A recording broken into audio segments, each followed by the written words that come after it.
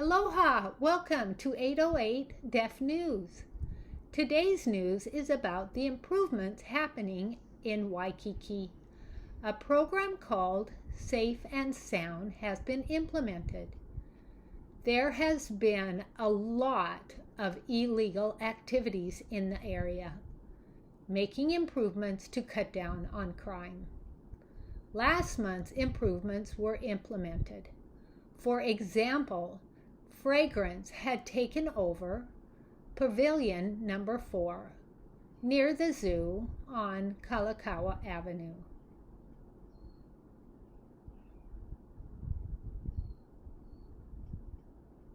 That area has become filthy with a lot of illegal activity going on. Since this program, Safe and Sound, started over a month ago, there has been significant improvement. Fragrance aren't there anymore. Some of us visit Waikiki, and since Safe and Sound initiative started, there has been an impact in the area. There are serious consequences.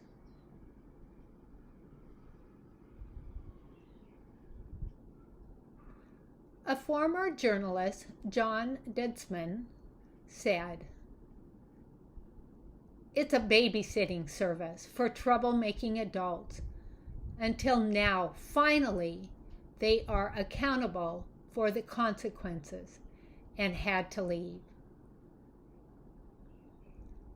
A nearby Catholic church on Ohaua Avenue by the sea has a goal to help better the community. For years, they have taken care of the vagrant community by feeding, helping, and providing for their needs, etc. Pastor Lane Akinoa has met and sat down with the governor, mayor, and chief of police, trying to find a compromise.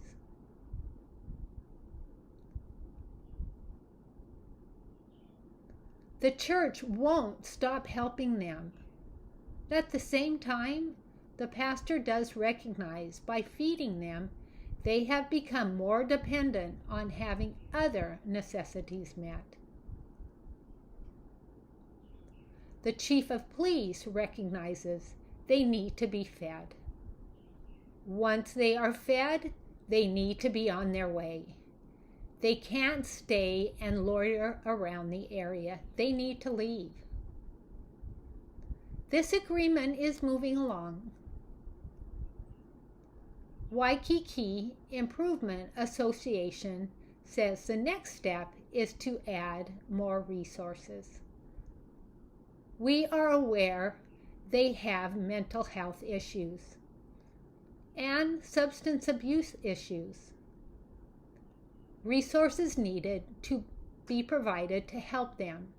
Rick Egg, president of Waikiki Improvement Association, says, "It's just not for Waikiki, it's for all of Honolulu and all the state."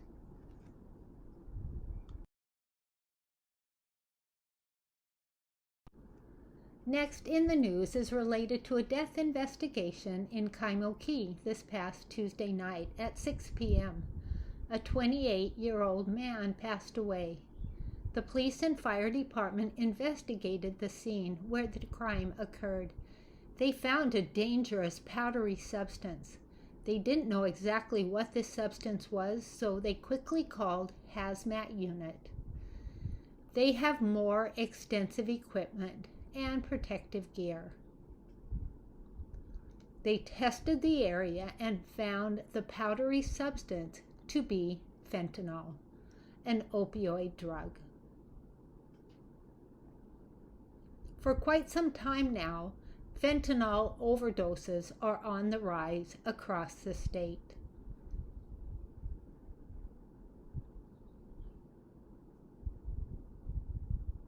Last month, a warning has been issued about this illegal drug, which has been smuggled onto Hawaii Island.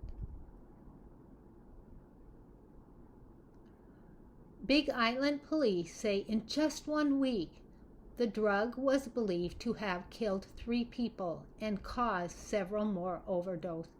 This drug is very potent and dangerous. Fentanyl looks like colorful candy pills. Because they look like candy, kids can mistakenly eat them, not knowing they are actually drugs.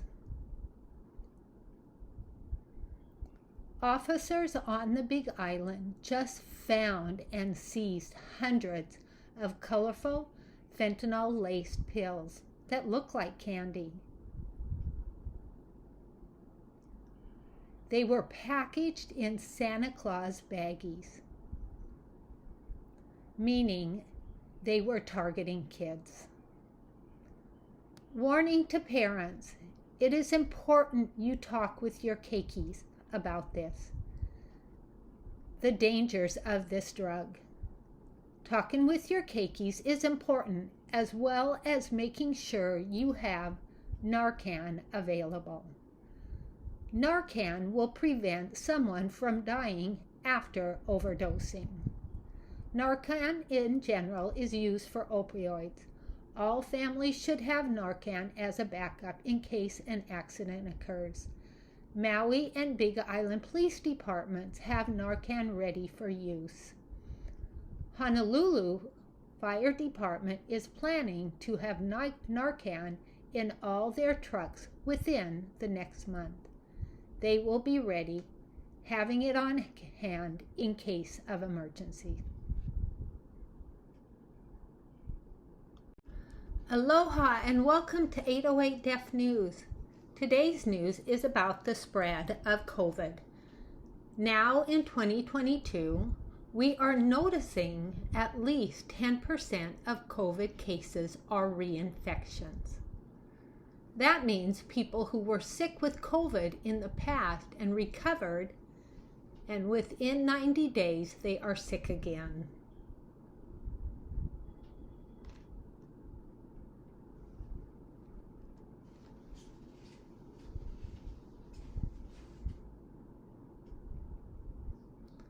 State epidemiologist Dr. Sarah Kimball says they will start tracking 7-day average daily case count.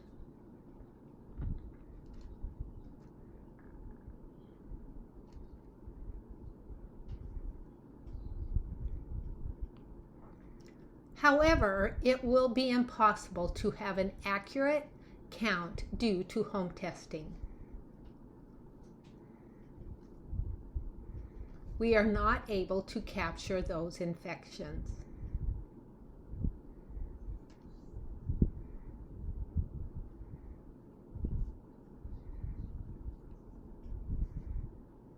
Each week, the Department of Health plans to release the number of people who test positive for COVID a second time at least 90 days after the first positive.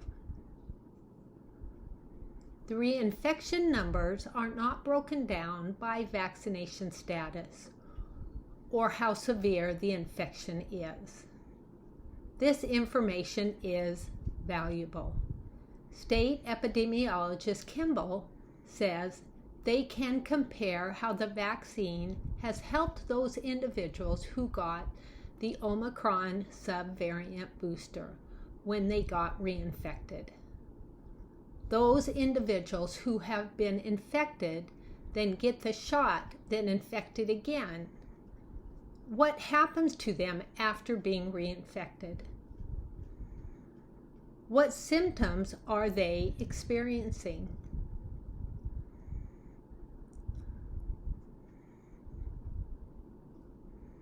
Findings have shown when they are reinfected a second time after vaccination, their symptoms are less severe.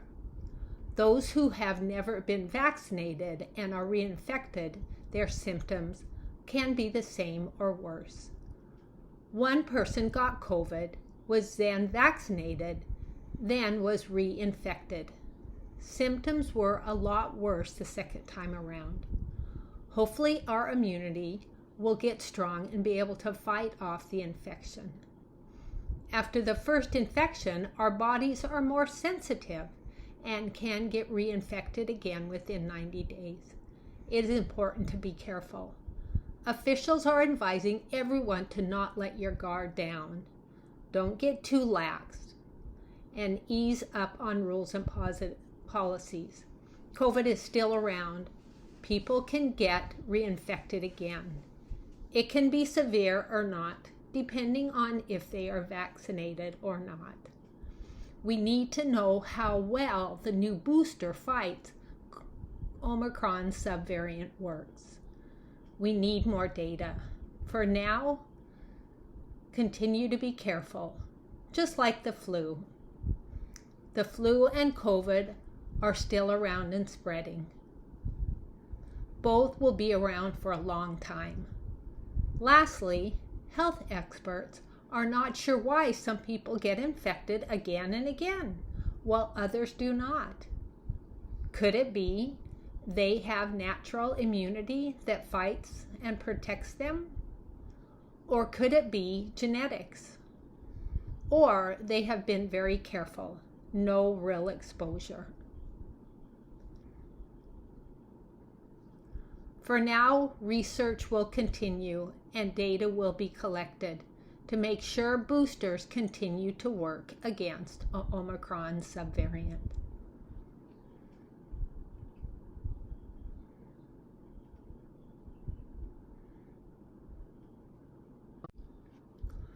Next in the news, there has been a number of recent serious vandalism activities at city parks.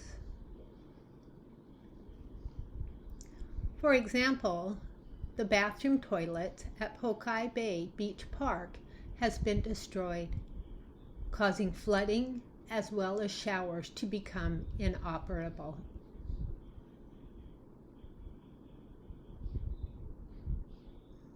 The plumbing has been ruined.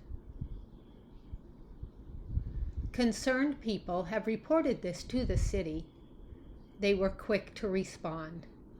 They fixed and repaired the facility. People feel this is a larger issue. Terry Kakotz, who is a frequent beachgoer at Ala Moana Beach Park, says it is really concerning. Because the number of homeless have been using it as their place to shower and camp out and do all their necessities.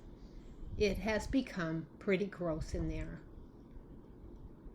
Now, other frequent beachgoers won't use the facilities.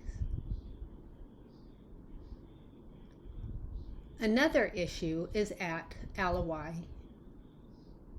Coach Erica commented that we cannot allow kids to go into the bathroom alone. On one occasion, they saw someone sitting there smoking ice with a big, huge torch in the bathroom. It is dangerous and worrisome for kids to go alone into the bathroom.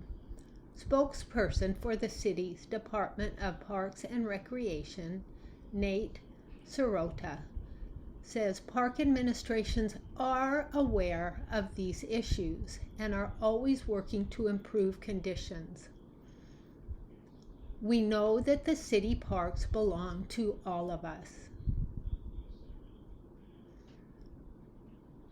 We should take ownership in that. We should feel safe when we go to city parks. But they need the public's help. If you see anything, any type of criminal activity, call the police immediately and report the incident to the city parks office. They will respond immediately. The best way to report problems at public parks is to use the 311 app or emailing complaints at honolulu.gov or parks@honolulu.gov. You can look at the news article to find the exact email and contact them if you see anything suspicious. The last part of the news is about Aloha Stadium. The stadium will be torn down and rebuilt. The stadium has so much history. And historical items like the chairs, the turf. The Pro Bowl was hosted in this stadium. 47 years of memories. Coming this October, a series of auctions will be held.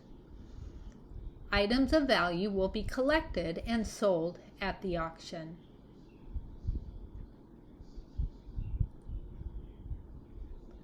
Everything must go.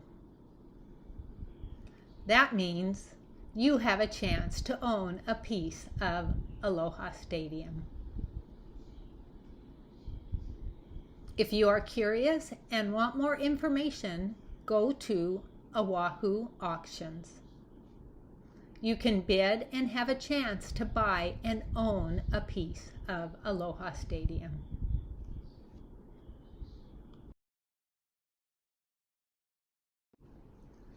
CSC will be hosting an ASL Halloween show.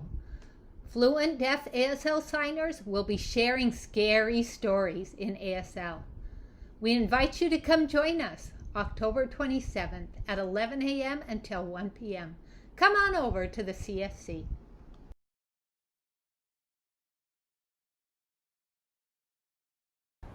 Aloha, my name is Ina. I want to tell you a funny story. There are no snakes in Hawaii. However, there are worms that look like snakes. There are no squirrels, hamsters, or gerbils here. In fact, it's illegal to own any of these creatures. If you want to move to Hawaii, say aloha, meaning goodbye to your hamsters.